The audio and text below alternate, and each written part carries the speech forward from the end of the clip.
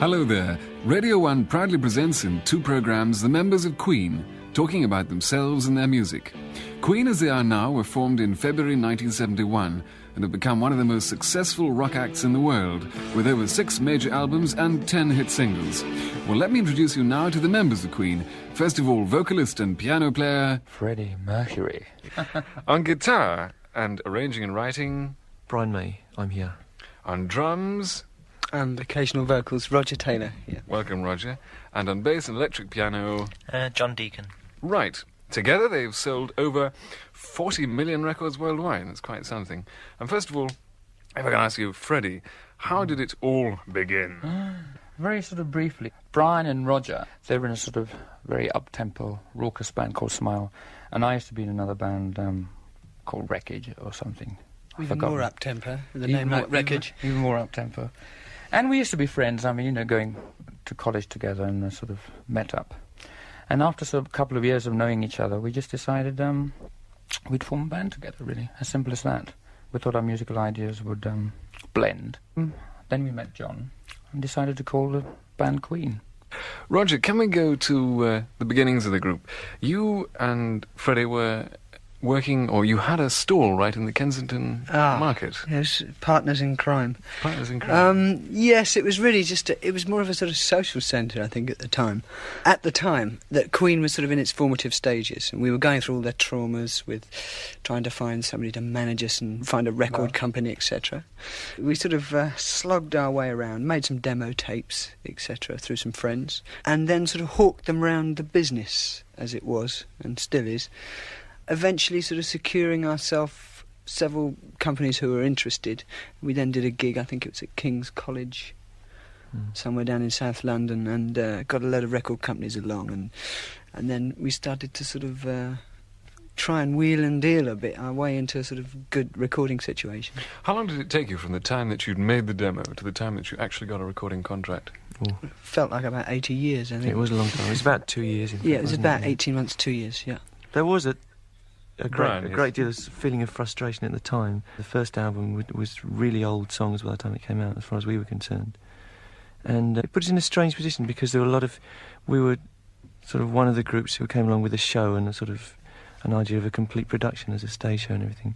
Whereas by the time the record came out, and particularly by the time it got played by anyone and all this, I mean, it takes so long to get things going, it was all sounding like old news, you know, so people were inclined to tag us as the tail end of glitter rock or something.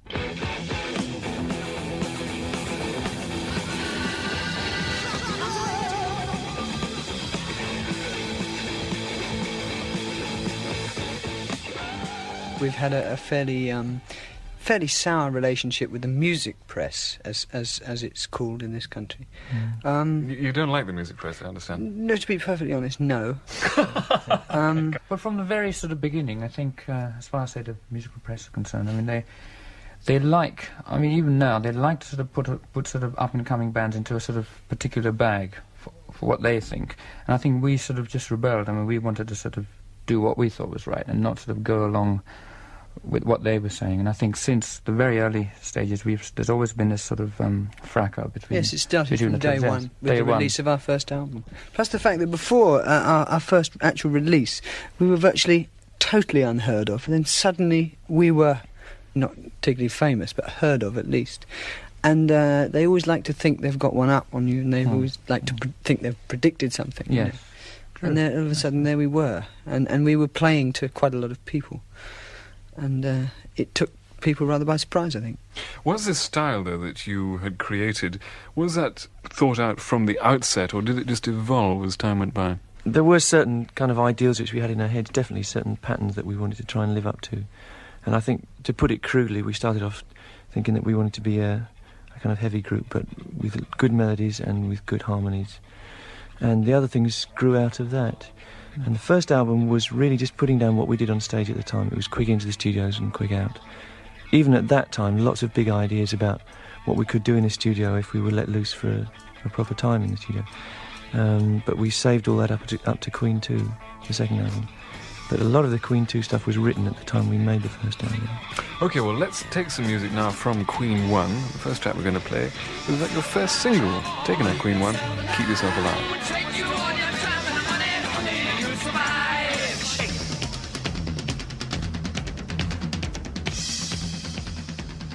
Keep Yourself Alive, your first single. Brian, were you disappointed that this didn't do better? Oh, yes. It takes me back very vividly to the time, actually, because this is just the time when we started. We did a few gigs on our own, sort of small gigs, and then went on the support tour with Mott the Hoople, and went around the whole country getting really good reactions and thinking, yeah, we're really getting somewhere.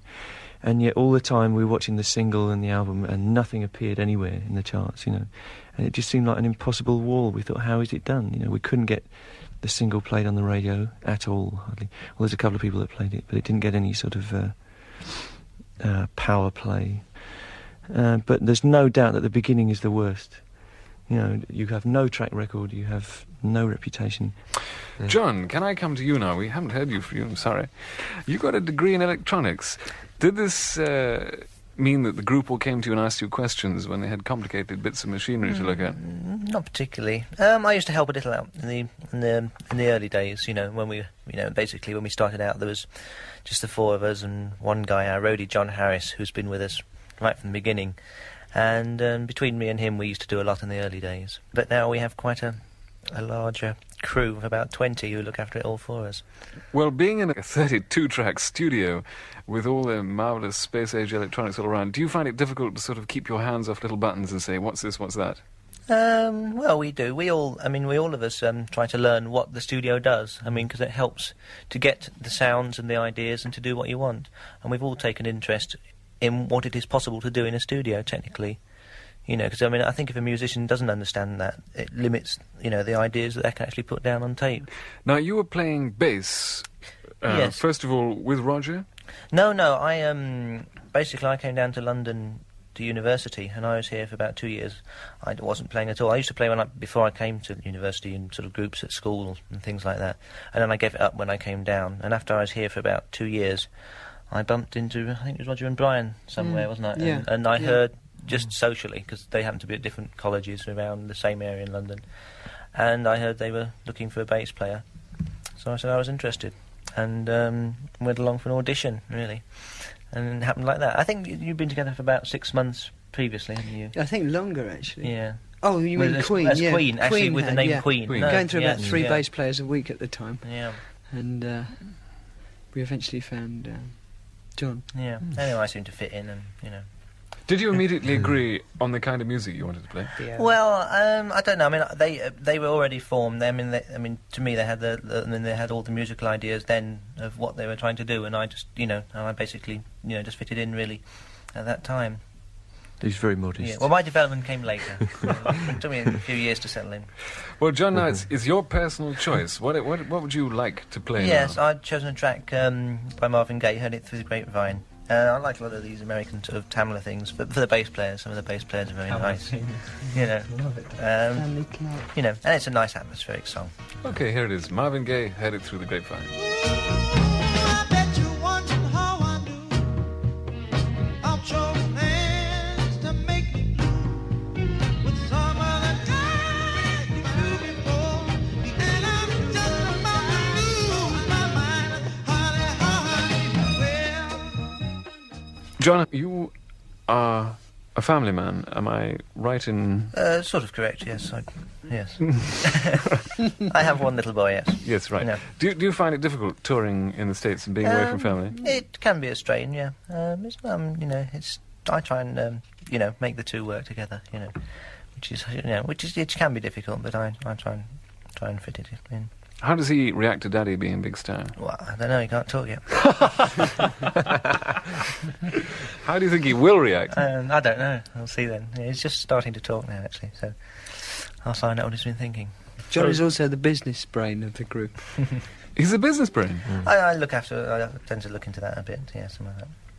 So you're examining the contracts and checking on the returns and... Well, yeah, it's nice. It is, especially when you get to the level we got to. It's nice to know what's going on. Brian, you did a degree in physics and then Yes. you went on to do a PhD in astronomy. Yeah. What was the attraction of astronomy? Something I'd always been interested in. As a kid, I used to look at the stars, and I built a telescope and things. And it was just something I thought if I ever had the chance to be an astronomer, I would give it a go. So I took a physics degree, and mean, when you're at school, you don't really know what you're going to do. I think it's still true. You know, when you come out of school, you tend to do what you're best at, and if you happen to be good at physics, everyone tells you should do physics. So I did that, and it happened to be a good thing to lead on to astronomy.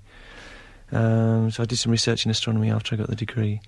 But at that time, the group began to take off and demand more and more time. So it just became impossible to carry on with the studies, really. But I believe your PhD thesis, in fact, was practically completely written, wasn't it? Yes, I did. I spent a long time. I also taught for a while at a comprehensive school to make the money to keep going, and did most of the writing up. But it's just for the sake of that last bit, and I seriously wonder whether it's ever going to get done now. And what was the It's a thesis shame. on? Interplanetary dust, motion of dust between us and the sun. Oh, very cosmic. Cosmic. Is there a lot of it? Yes, there's a surprising amount of it, actually, yes. You can, in fact, see it if you're in the right place at the right time. In a very clear sky, in a very dark sky, you can see... you Tell can them see- about you your see the dust zodiacal light. it's called a This is it, isn't it? zodiacal light, yes. Oh, there you are. Which is a sort of milky glow, which looks something like the Milky Way, but it's a cone of light which stretches up with the sun as a centre. Where did you observe from? Because I'd have thought London sky at night was a bit murky. Oh, yes. Well, I went to Tenerife. Well, I went to Italy first, in the Italian Alps. We had an observatory there, but that was plagued with bad weather. And we went to Tenerife. We set up an observatory on Tenerife. I actually organised a hut being built, which had not actually a telescope, but a spectroscope, which is what I used. Well, let's have some more music, and what we have coming up is the Seven Seas of Rhye.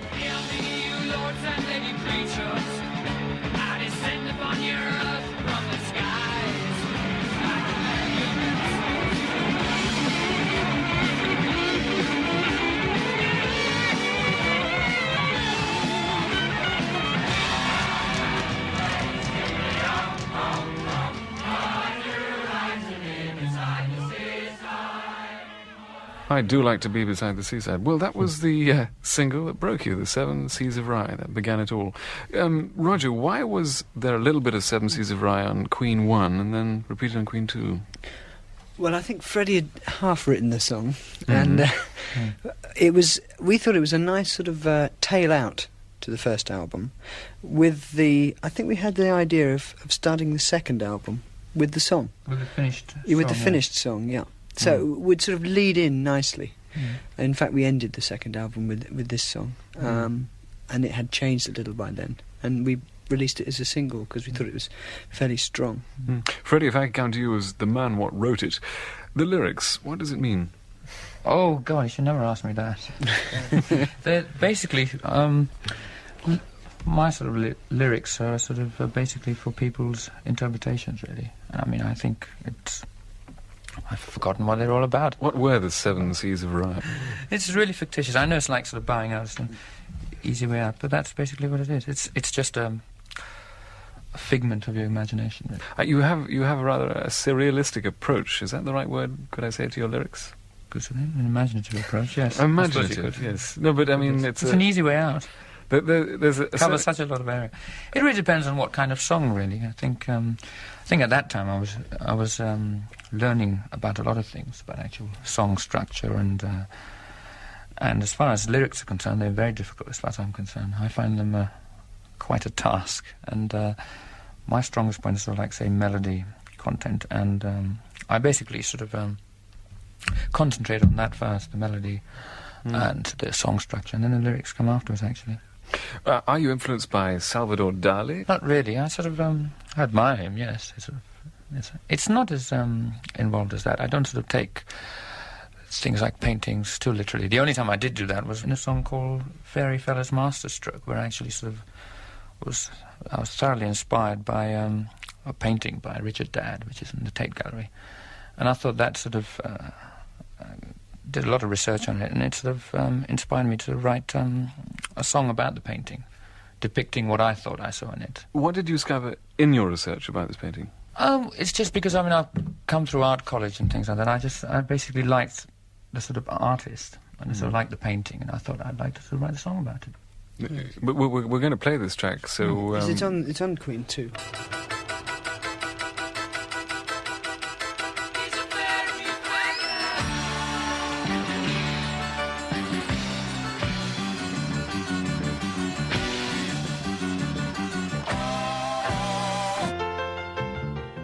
It's one of our first major experiments in stereo, I think. How do you sort out which songs are going to go onto an album? Because you all write, don't you? Yeah. Yes. We row. Yeah. Argue. Yeah. Yeah. We do write individually, so I mean, like, so we go our separate ways for whenever the tour's over or whatever. And then we sort of have a routining period where we sort of get together and sort of play each other the new songs. And then what happens is a sort of a very huge sifting process where we sort of find out what songs... Like, no are way am I available. going to play that, or... Things like that. We always Forget work it. it. Also, sort of, as far as the individual song is concerned, and also what will go with how the songs will sort of sound with each other. So it's basically Yeah. sort of looking in terms of an album as opposed to just individual songs. Yeah, we have tried in the past to provide a lot of variety on each album and a lot of contrasts, and so we've had to sort of have a good cross section of material. All right, well, let's hear some of the heavy side of your music. The March of the Black Queen from Queen 2. From Queen 2, March of the Black Queen. Brian, you can say something about Queen. I thought it was a good idea to play that because Queen 2 is an album which in some ways is the root of all that happened thereafter, I think. And I don't, if people haven't heard that before, I think you could hear that and think that that was something off the new album, really. It still sounds that fresh to me.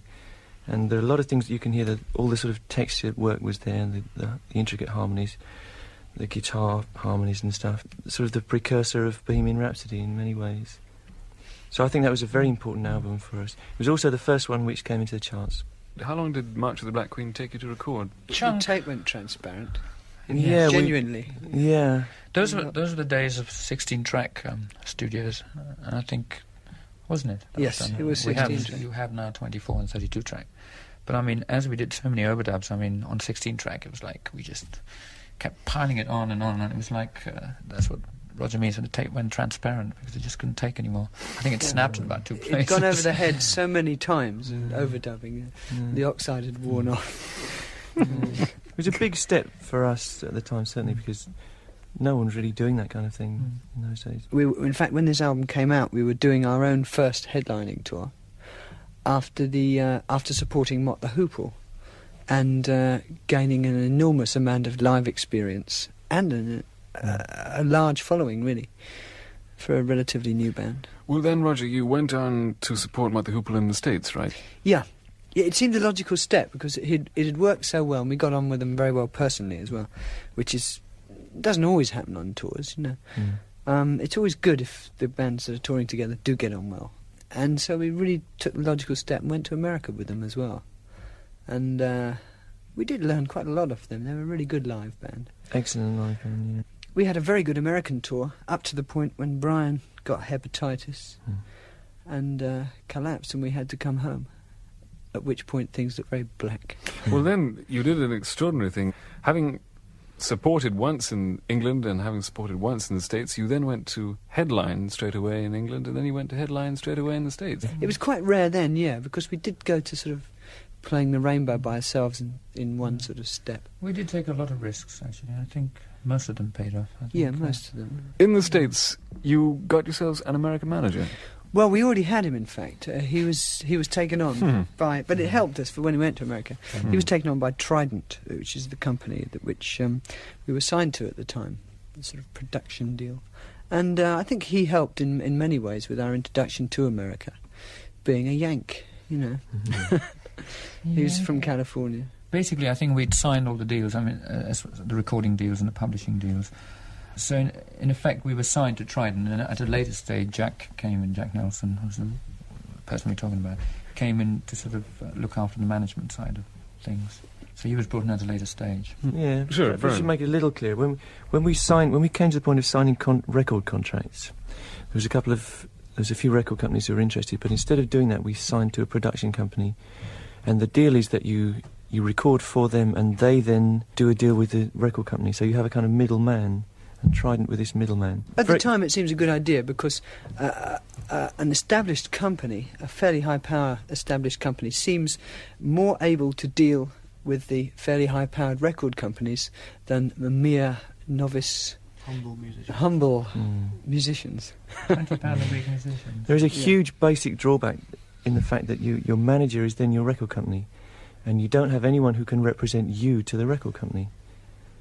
So you have an impossible situation where it's basically the band against everyone else, and it generated friction in every department. All right, well, now we come on to your third album, Sheer Heart Attack, and the biggest hit from that, which went to number 2 in November 74, was Killer Queen. She keeps a Moet Chandon in a pretty cabinet. Peppermint cake, she says, just like Marie Antoinette, insatiable and appetite. Wanna try?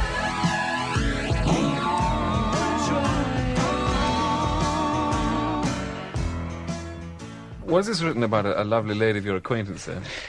No, another fictitious person.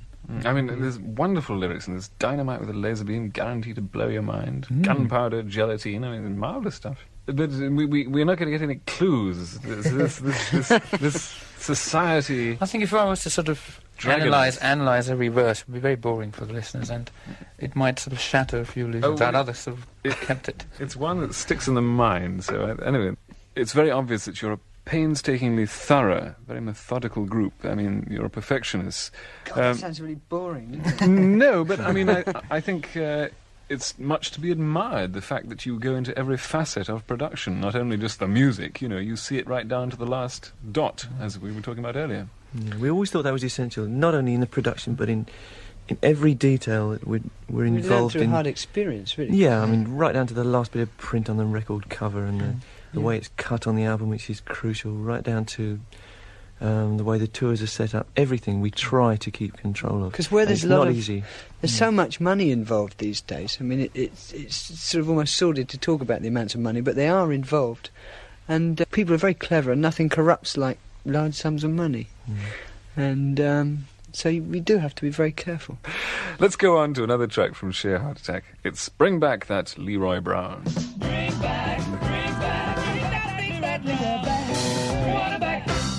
Bring Back That Leroy Brown, with a ukulele novelty from Brian May there. Brian, what would you describe this ukulele type music as? As barbershop ukulele? Well, the George ukule- Formby? Yeah, the ukulele in a way was incidental to that, because that was Freddie's song, and it had this kind of vaudeville atmosphere, and I just thought a ukulele would go nicely on it, and we sort of worked it so that it could be done.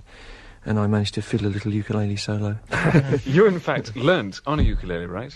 Yes, that was the first instrument I ever played. My father had a genuine George Formby ukulele. George Formby was really the originator of that kind of style of playing, which is rhythmic and slightly melodic at the same time, because he plays across the top and bottom strings to make little melodies. And I'm really a pretty poor imitator of that style, but I got interested in it for a while. It's just sick, doesn't Oh, it? sorry. Modesty. And I believe your father also was that's instrumental good. in making your first guitar? Yes, my father and I made the guitar together, which is still the one I use all the time. And what was it made out of? Lumps of wood and bits and pieces. It cost about £8 to make in the beginning. I mean, I read in a press biography, I think it was something about an armchair or fireplace. 100-year-old fireplace, the legendary fireplace. Yes, The it things did, that are yes, coming out of that's the that thing. fireplace. Quite The staggering. neck was made out of an old fireplace, yes. My goodness, he must have been quite a craftsman. Well, we just worked at it for a couple of years, because I was at school and it was evenings and weekends and things. I see. And that's still the one you play now? Yes. Oh, terrific. Well, it must be worth a fortune in years to come, so... I don't know, really. It's really not worth very much to anyone except me, because everyone finds it difficult to play. Can we come now to your producer, Roy Thomas Baker? Roy half produced the first album, and then he went on to become a full producer. And I think Night at the Opera was the last one, and we co-produced it with him. Freddie, did you select him, or did EMI provide him? Well, it was through Trident, really. It was all through Trident, yeah. Because in the early days, the first album, and then we had they stuck us with John Anthony, didn't they, as well? And we didn't really get on with him, so we gave him the elbow after one album. And then we did the second album with Roy and Robin Cable. Yeah, Trident was quite a mecca for producers at the time, because I remember sort of all of Bowie's most successful stuff was done with Ken Scott there. Yeah. Let's have another track from Sheer Heart Attack. This is In the Lap of the Gods.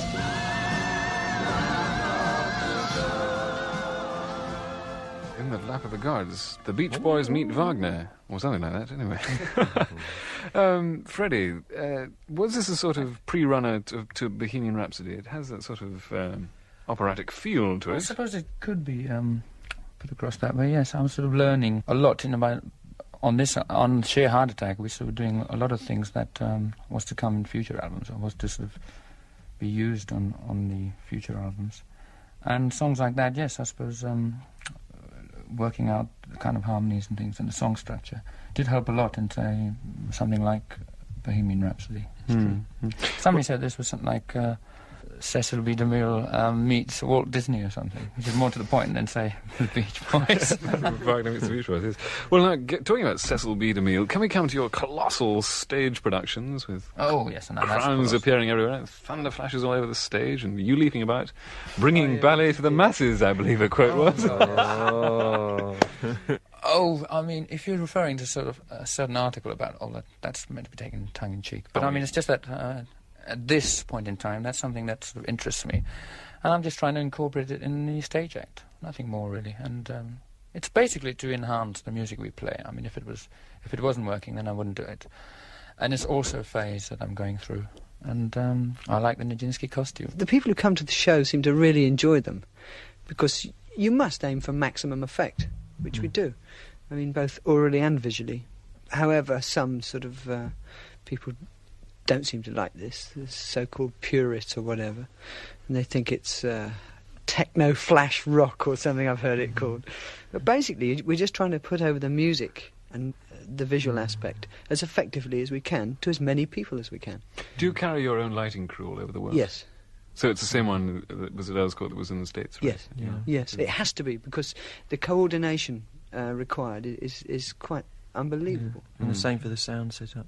The way we started off, we always had these big ideas, and we always thought that it should be a visual and a sound experience. It should be a complete thing that you can wallow in, you know. I think it comes from when we were kids. If we went to see a rock band, we wanted to be knocked out, we wanted to be blown away. Yeah. You know, and Stunned. Yeah, it's for that kind of thing. We think it should be a real event every time we play. People are paying money to come and see you. So Yes, I mean, as far as we're concerned, we're putting on a show. It's not just us, just another rendition of an album. If that was the case, we might as well just have sort of cardboard cutouts and just play the album through the sort of system. I mean, Yeah, right. Let's have some more music. The next one from Sheer Heart Attack we're going to play is Now I'm Here. call that music. Here I stand, here I stand. Now I'm Here, which went to number 11 in February 75. Do you find that the single helps you generate sale of an album? Definitely. That's what gets you to the mass of people, even if they don't buy it. And even if they don't like it, they still know who you are from a single. Whereas I think you could have a number one album for 6 months and people still wouldn't know who you were. But we never record any record as a single. It's always just a track off an album that we think might make a good single after we've recorded it. Oh, I see. So you don't go into the studio, this is going to be the one? No, never. We never have. Do you take advice from other people as to what No. could be a good single? Never. No. Next. It never works. Nobody wanted Bohemian Rhapsody to sing, really. Really? Around us, everyone says no one would play it because it was too long and all that stuff. Nobody except us wanted it. But this is not to say that we're always right, because we're not. Well, we're not always right. We've Choice been wrong. of the single is once. a very difficult thing. I mean, there's no sure fire hit, you know. It's just, there's no such thing. And with, say, something like Bohemian Rhapsody, it was a big risk and it worked. Yeah, Because I think with a song like that, it was either going to be a huge success or a terrific flop. Mm. And, you know, it was... But it's been We no were bed lucky. of roses. no pleasure cruise. No. Well, we're talking about Bohemian Rhapsody, so let's play Bohemian Rhapsody now. Is this the real life? Is this just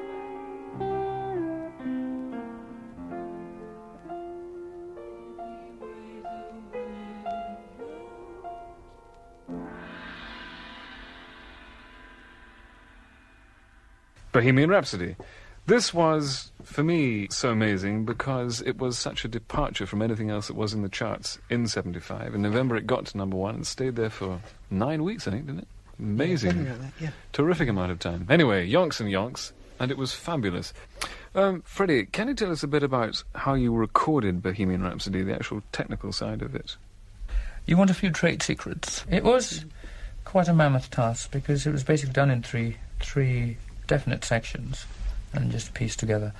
And each one required a lot of concentration. The opera section in the middle was the most taxing, I think, because we wanted to recreate a sort of huge operatic sort of harmony section between just the three of us. And that involves a lot of multi-tracking and things. And I think between the three of us, we sort of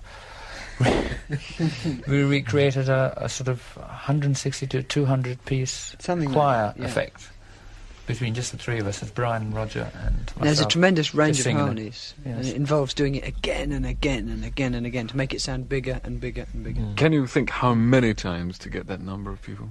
Well, divide 200 by 3. Something like that. Yeah, 66. This is for each little part. So Each if you little bit multiply though, that by has to be done that many times. You have to learn all the very different parts. I think some of them were, how many part harmonies? Because I mean, like there was a section of no, no, no, and we had to sort of do that and sort of different escalating things, and we just sat there going no, no, no, no, no, no, no, about, I don't know, 150 times. going out of our minds. Does one of you every now and again say, no more, that's it? Oh yes, All the all the time. time, yeah. all the time. But then the others sort of egg him on and say, well, it's only one more or Depends something. on who's. No, everybody track agrees and we everybody. leave. Well, we come now to Freddie's personal choice of music. Freddie, what's it going to be? I've sort of chosen an Aretha Franklin track. I think it's called "You've Got a Friend." It's from the Amazing Grace album, which she did a long time ago. It's a live, sort of thing, double album set. It's a sort of gospel thing which she did live in a church in California, I think. It's called "You Got a Friend." Yeah, you got a friend in Jesus.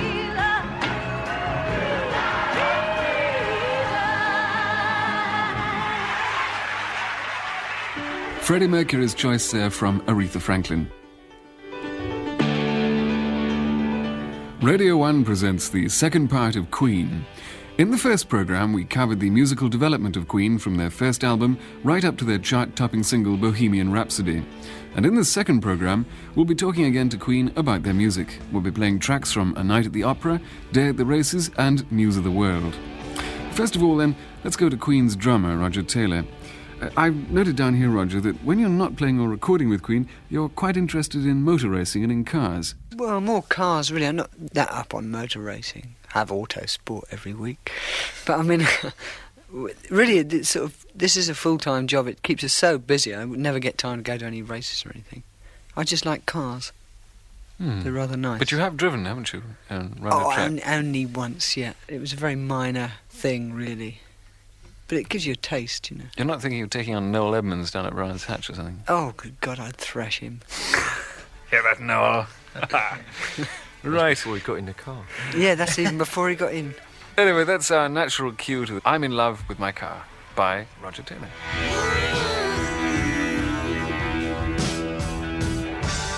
The machine of a dream. I'm in Love with My Car from A Night at the Opera. John, I believe you're very interested in stereo photography. Stereo photography, yeah. Tell us about stereo It's photography. just like the old Weetabix things, you know, I used to get the two things with the viewers. You used to get two pictures, you know, both taken from a slightly different position, and you look through a special viewer, and you get a true 3D perspective effect. And you can have attachments, so you actually put on cameras, on special stereo cameras, to take three-dimensional pictures. Three-dimensional slides? Yeah. I mean, you can't sort of project it, can you? Or... There is a means, you've tried it, haven't you, Brian, Yeah, projecting? I got quite a long way into it, yeah. You can do it with a silver screen instead of a white screen and cross Polaroids and things. Takes a lot of setting up. It's very interesting. Perfect for the average layman. Brian... It's very unfashionable at the moment because it was quite a successful form of photography in the 1920s 30. and 30s or so, but it sort of went out of fashion for some unknown reason, because I think it's amazing. Brian, I would have thought you would have been interested too in holograms and... Yes, strangely enough, holography was invented by Denis Gabor, who was a professor at my college, at Imperial College, where I went. So we had a holography course. Yes, I was interested. I don't really think it has as much application to the rock stage as people think. You don't think you could incorporate holograms into Yes, your act? You can, but it's the art is not at the state where it's going to be that good at the moment. The Who really are the people who've got most into using lasers as part of the stage show. But holography is a very dicey business, really, even with lasers. And to produce large-scale, impressive things is more difficult than people think. I believe they're far more advanced than we are in the States with holograms. Yes, it's surprising though. I mean, I keep vaguely up with the developments, but it hasn't advanced hugely on the large scale. The small scale making of holograms commercially has advanced considerably, but problems are still the same. You need a large source of coherent light, and you need a screen to work the thing from. You can't suspend it in thin air yet, the image. And back to John again. You're playing the electric piano on the next track, You're My Best Friend. How did you wrench the piano away from Freddie? Well, Freddie didn't like the electric piano, so I took it home and I started to... Because I never played piano before, and I really started to learn on the electric piano, and basically that's a song that came out, you know, when I was learning to play piano. I refuse to play the damn thing. Was this a question of ethics or what? Tinny and horrible. I don't like them. Why play those things when you've got a lovely, super grand piano? No, I think it's basically what he's trying to say is that there was a desired effect, really, in that. It was written on that instrument, and really it sounds best on that, you know, often on the instrument that you wrote a song on. Well, it got to number 7 in July 76, You're My Best Friend.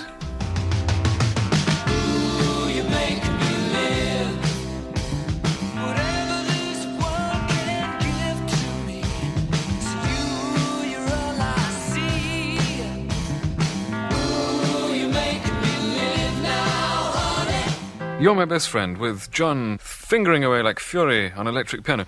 Now we come to the grand subject of marketing a night at the opera. It's a fascinating subject. How did you conceive the album sleeve and everything else, and how did you go about marketing it?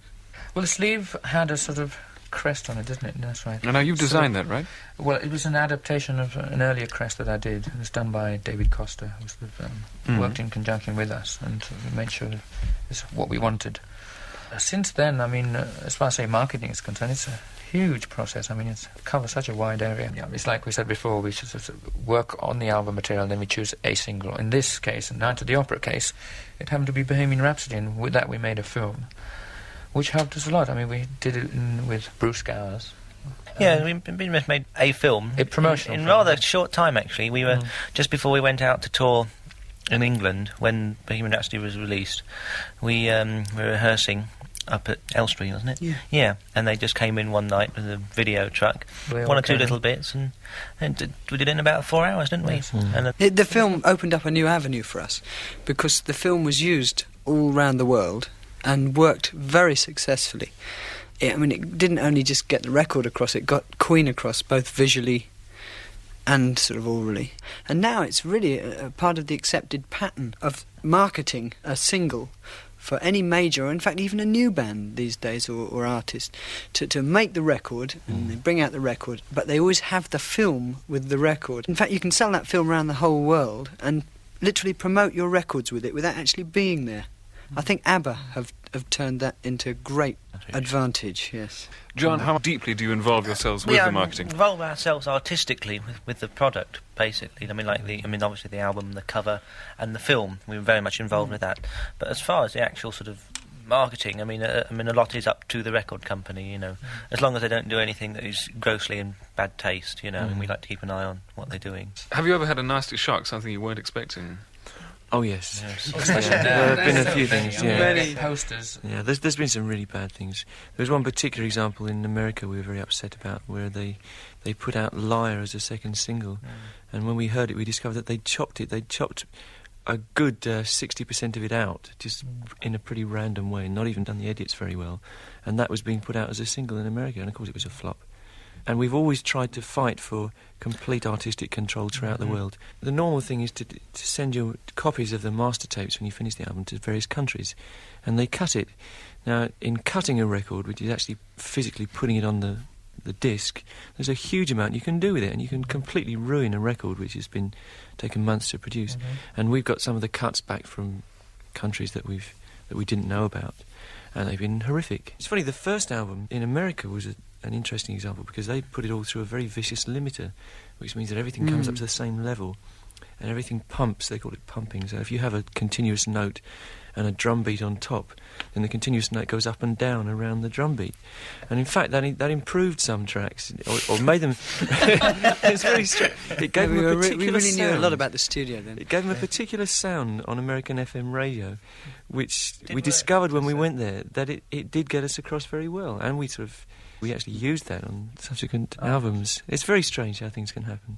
Let's have some more music. Brian, let's take one of yours. One that we're going to play of yours in a minute, from Night at the Opera, which is called Good Company, which has a George Formby-style ukulele on it, and trad jazz.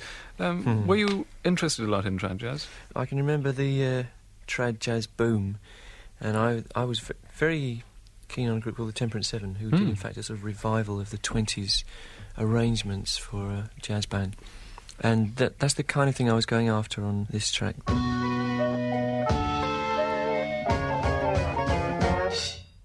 Take good care of what you've got, my father said to me, as he puffed his pipe and baby P, he dandled on his knee.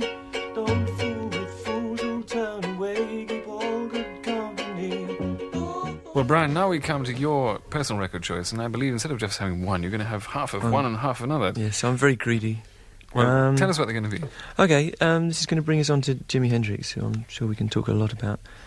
I'd like to play the beginning of a track called A House Burning Down. The beginning of this, to me, is the most amazing, attacking beginning to a song I've ever heard. And it's the complete production job on guitars, bass and drums. I've never heard anything like it.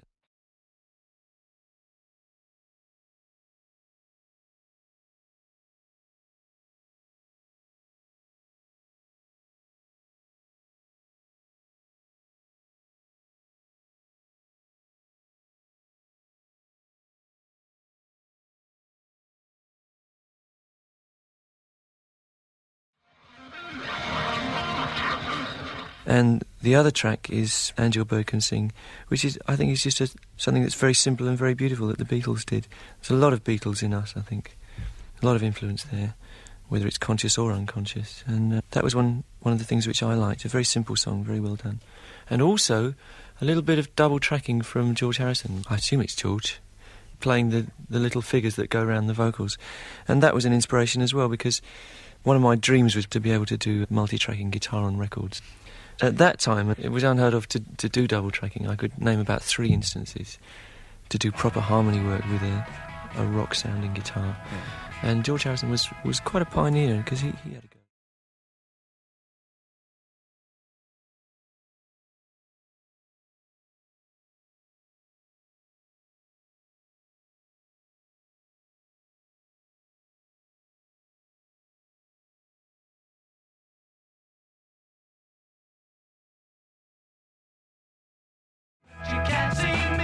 Brian May's choice from Jimi Hendrix, A House Burning Down, and the Beatles, And Your Bird Can Sing. And now, can we talk about Jimi Hendrix? Because I know Jimi Hendrix has been a prime mover to the group and a great influence to you all. Freddie? He was just a beautiful man. I think he was just a master showman. No, what can I say? He's just a dedicated musician. I mean, he was just everything as far as I was concerned. I went to numerous places to sort of try and catch his shows. Just magic. And it was really... It's quite sort of a treat to watch somebody just come on the stage. I mean, he didn't have the kind of props and things that we have today. It all emitted from him, you know, from the person. It was just him and the guitar, very colourful, and just it was quite a stage act. And you learnt a lot from that kind of thing. Roger, I believe that when he died, you were at the Kensington Market, right? That's true, actually, yes. How did you find that out? I was... yes. Yeah, I remember. We shut shop in his honour. Yeah, we shut up our stall and went home and had a good ball. Because it was all his records. Really, it was dreadful when he died. For me, yeah. I also believe that when you did your big Hyde Park concert last year, that was on the anniversary of Jimmy's death. It was. Tell us about Hyde Park. How did that come about? It was an idea we had where we were touring in Japan. We thought it would be nice to do something different in England rather than do the same old, tour, etc., the same old places. And we thought we'd like to do a free concert. And the best possible venue that occurred to us was Hyde Park, because it was more central than any other. It was an awful lot of trouble to get permission to play in the park, to hold the event. It cost us a fortune, etc. But in the end, it was worth it. We wanted to just make a good gesture, to do something for nothing. A lot of people still don't seem to realise that. I mean, there was no percentage from any angle in it, really. Well, let's have some more music, this time from A Day at the Races and Somebody to Love, which got to the top 10 in December 76.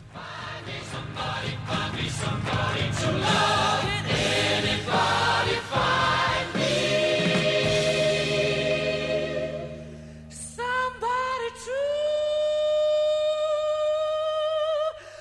love.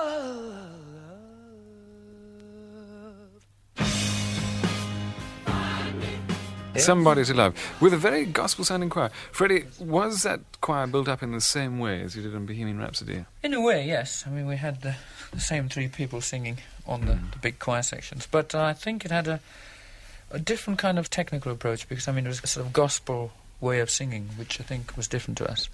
And this is me sort of going on about Aretha Franklin, and sort of made him go a bit mad. I just wanted to write something in that kind of thing. I was sort of incensed by the sort of gospel approach that she had on her albums, and the earlier albums. Although it might sound the sort of same kind of approach on, say, the harmonies, it is very different in the studio, because it's sort of like a different kind of, how should I put it, a different range. Can we come now to the territories in which you're very enormous? I understand you're huge in Japan. Can we hear about... As if you swell up as soon as you arrive there. So that sake is. Well, tell us about Japan. Why Japan? I know Freddie sings in Japanese, right? Not all the songs. Only Only on one song, yeah. I mean, that was more of a That was tribute, after, I think. That was a long time after, really. You know, Japan really caught on to us fairly early on, Queen didn't 2, they? I think, was the big Yeah, one they picked up yeah. on, really, wasn't it? And we knew that there was a sort of demand for us there, and so we sort of tagged it on to the end of an American tour. We had a holiday in Hawaii, and then it was sort of logical. So we went there, and I we think arrived at the airport and suddenly realised it was on a scale different to that which we'd imagined, because there were thousands of people there just to welcome us, you know, and normally you just don't get that sort of thing anyway. We've had 2 really amazing tours in Japan since then. They sort of seem to take us to their hearts. And I think we've had some influences from them, especially Brian, I think. Which brings me to the next one. I mean, how do you get on when you're not on stage? Do you all mix together, or do you all go off your separate ways? I don't know, it's hard to, a bit of both, really. In Bit of America, both, we have a limousine each. We just, at the moment we finish, just get into that and do our own bit. Go to four And then corners sing. of the town. So it is that. It really depends. I mean, if there's a reception later on or Depends, whatever. actually, yeah. We've grown Got a lot apart of a freedom. bit more, you know. But, I mean, we don't hate each other yet, which I think quite a lot of other bands do. Well, this is very apt, this next title, because it's Let Us Cling Together, or... Now, Freddie, you pronounce it for me. Teo Toriate.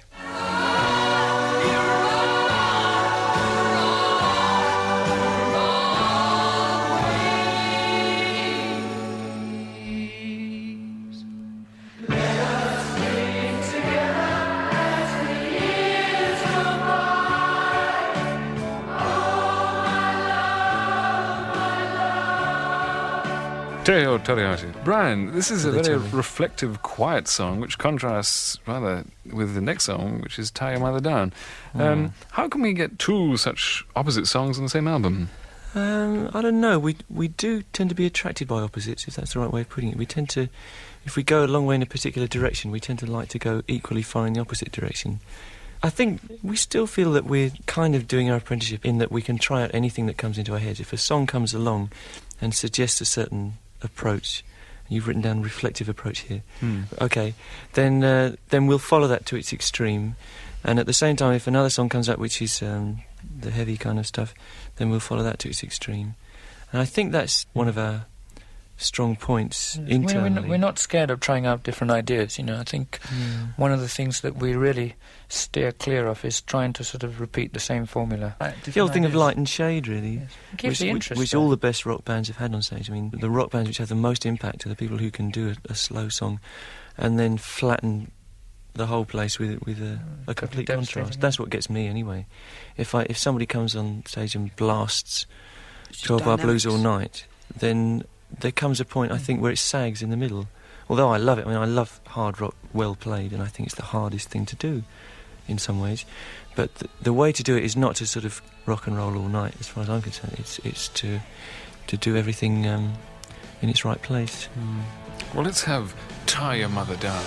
Get your body down, get your big tail down, get your heartbeat,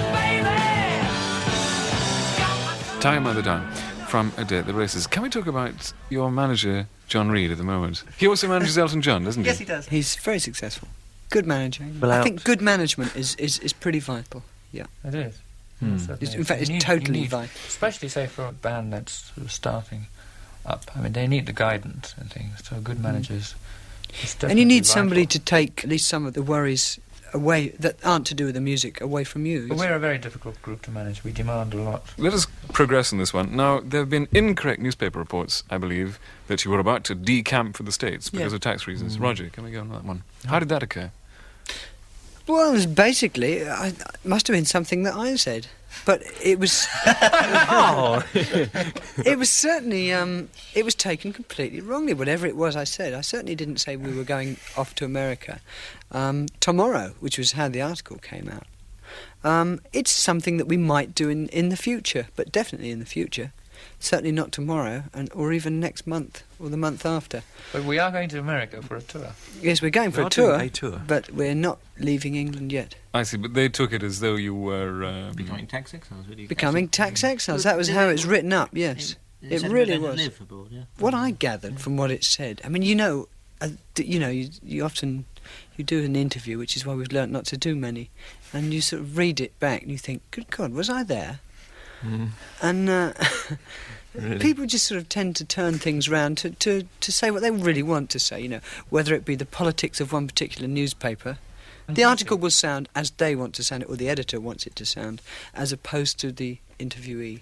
Now, when you say something, somebody slaps a writ on you or sues you, can't you then sue them? It depends. I'd rather go around and smack him in the teeth, personally. But I haven't had any writs served on me. Well, Yeah. that sounds the old-fashioned way to do it, which brings us to Oh. good old-fashioned Loverboy. Corny. Hey boy, where'd you get it from? Hey boy, where did you go? I learned my passion in the good old-fashioned school of lover boys.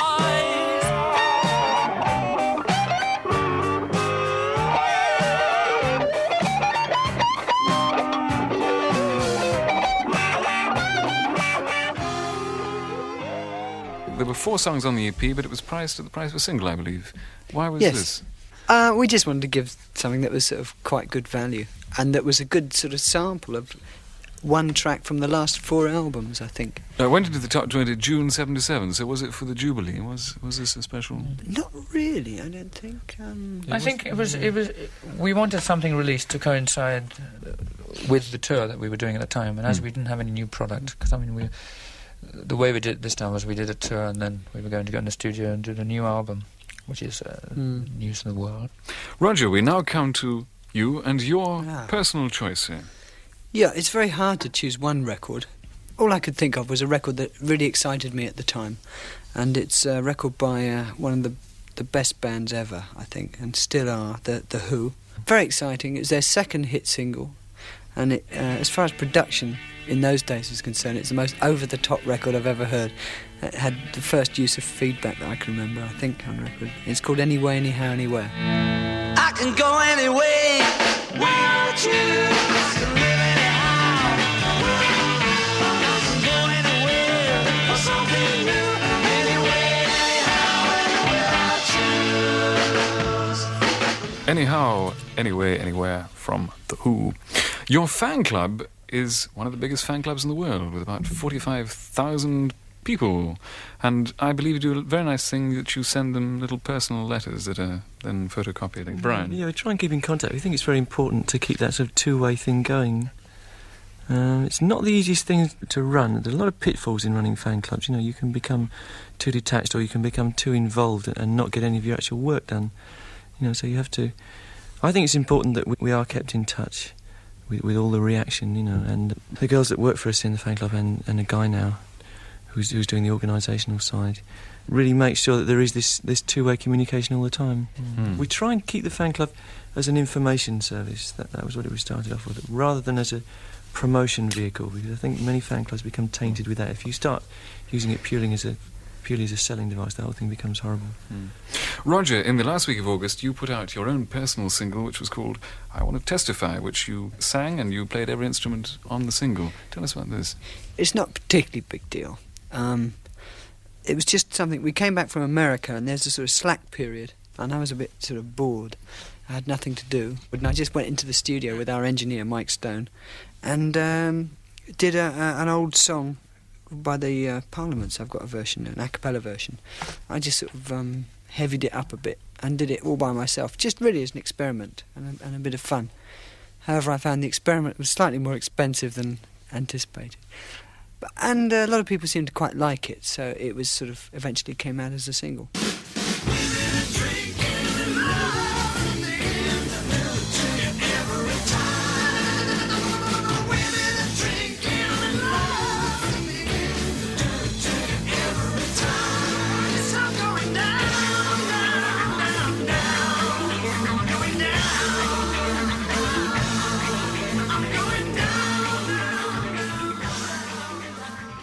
There we go. I Want to Testify. Sung, played, and everything else by Roger Taylor. But has it then sort of given you food for thought to the future? After 5, 6 albums, I think a lot of areas have opened up, and there are lots of things that one can do, and I think already we're sort of branching out and doing other things, just from here. With the financial reward that being Comes a with it. success, you know, of being a successful pop group, obviously now, Freddie, I mean, you could open up a fine art business, couldn't you? But I mean, Come see my gallery. I know they call it a museum. Has this crossed your mind that, you know, things you can now plan to do with the finance you've accumulated? Yes, I think one must definitely invest. That's what my accountant says. I, for one, have sort of started up a little production company of my own, and I have signed to it a person called Peter Straker. So that's a little venture that I've sort of got myself into, you know, alongside Queen, which is obviously the major thing. Now we come to your new album, This is called News of the World. News of the World. All right, and I see down in front of me the first track is Sheer Heart Attack. Now, Roger, you wrote this one. Tell us about Sheer Heart Attack. Yeah, it might sound vaguely familiar. It was written in essence, not completely. It wasn't finished, actually. Essence of brilliant. At the time of recording Sheer Heart Attack, we didn't have room. It wasn't quite finished, except for a number of reasons. It didn't get on. And now it's been sort of, it lives again. And actually, I'm quite pleased with it. It's really pure energy. And it's one of my contributions to the new album.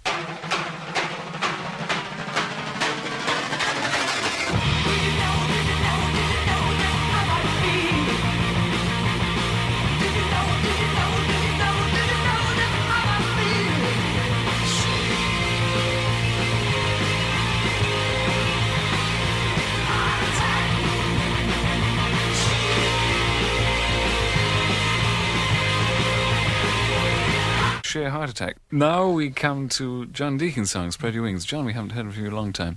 Tell us about Spread Your Wings. Just basically just one of the 2 tracks I happen to have come up with, you know, this year and managed to squeeze on the album. Squeeze is right. John, does songwriting come easily to you?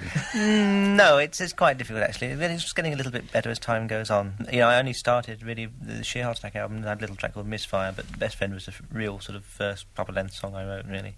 So I'm sort of still new to it, but it's improving anyway. Do you compose on your electric piano? Piano, guitar. I don't actually tend to compose much on the bass. Usually on just a sort of acoustic guitar or perhaps piano.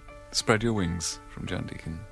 Sammy was low, just watching the show over and over again. Knew it was time, he'd made up his mind to leave his dead life behind. Before we have our finale, which is going to be We Will Rock You and We Are the Champions, can Brian, as you wrote We Will Rock You, can we ask you about We Will Rock You, and then we'll go to Freddie for We Are the Champions, who wrote that one. So, Brian, We Will Rock You. Right. We have 2 kind of chanty songs in a way. We Will Rock You was just an experiment. The thing it's designed to simulate is the effect of an audience just stomping and clapping and the singing and nothing else. So there's not supposed to be any bass or drums or guitar or anything. The guitar comes in the end and plays along with it. Just an experimental thing, really. And we're waiting to see what's going to happen on stage. Can I just ask you, has News of the World cost you more than A Night at the Opera or Day of the Roses? It might in fact be less. It could be less. We spent less actual time, which was deliberate. We came back from a tour of Europe, which we hadn't done for a long time. We didn't mention Europe, but in fact we neglected Europe up until last year, and we did a proper tour, and came back, and we had very little time left to make the album. It's really a new departure, you know, because it's a more spontaneous album. All right, okay. Freddie, We Are the Champions. I know you are, but tell us about We Are the Champions. It's the most egotistical and arrogant song I've ever written. Yes. Was it at all influenced by Elton John and Watford? Or? Oh no. An interesting thing that may be worth mentioning, one of the best gigs we did on the last British tour was Bingley, which is new for us. And we did an encore and went off, and instead of just keeping on clapping, they sang You'll Never Walk Alone to us, and we were completely knocked out and taken aback, and it was quite an emotional experience, really. I think these chant things are in some way connected with that kind of feeling, really. Well, gents, it only remains for me to wish you a very successful 1978. And Thank you. to Thank thank you very much. so much for Thanks a coming lot. in. Thank you. Thanks, Tom.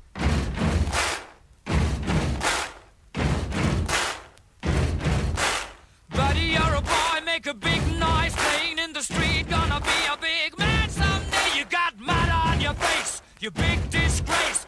Kicking your can all over the place. Singing, we will rock you. I've paid my dues, time after time. I've done my sentence, but committed no crime.